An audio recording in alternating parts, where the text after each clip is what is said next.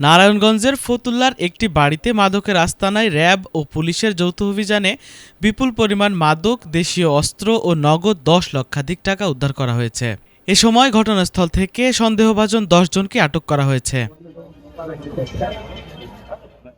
RAB জানায়, মঙ্গলবার দুপুরে শহরের বোয়ালিয়া খাল লিচুবাগ এলাকায় র্যাবের অভিযানে হামলা ও 3 জনকে কুপিয়ে আহত করার ঘটনার পর থেকে সদর উপজেলার বিভিন্ন এলাকায় র্যাব অভিযান চালায়।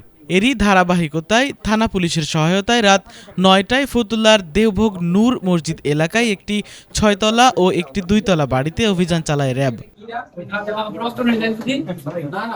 এ সময় 2 বাড়িতে তল্লাশি করে প্রায় 5 মণ গাঁজা, 10 থেকে 12 হাজার পিস ইয়াবা, টাকা গোনার মেশিন, ড্রোন, রামদা, চাপাতি, ছুরি, চাইনিজ কুড়াল ও লোহার পাইপ সহ বিপুল পরিমাণ দেশীয় অস্ত্র উদ্ধার করা হয়। এর সাথে জড়িত সন্দেহে ঘটনাস্থল থেকে 10 জনকে আটক করা হয়।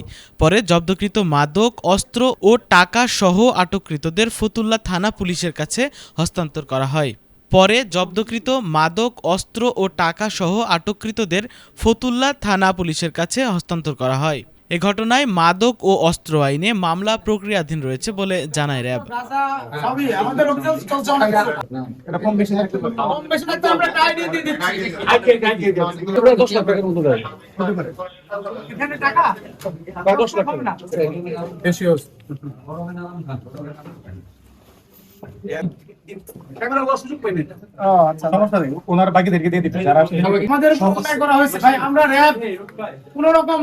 মানুষের কল্যাণ ছাড়া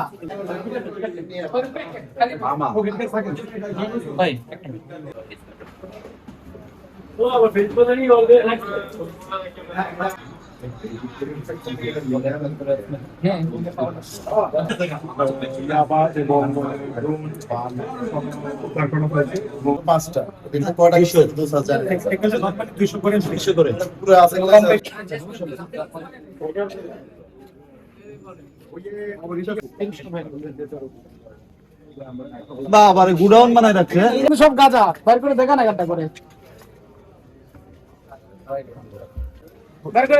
এই পাশে নিয়ে আসো আসেন এই দেখেন কত দেখছেন আপনারা দেখেন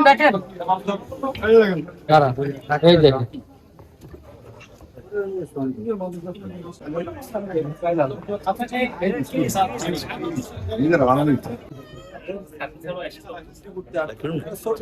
আমরা তো অনেকে টিকি দেবো ব্লাড করে দাও টেনশন করো না এটা তো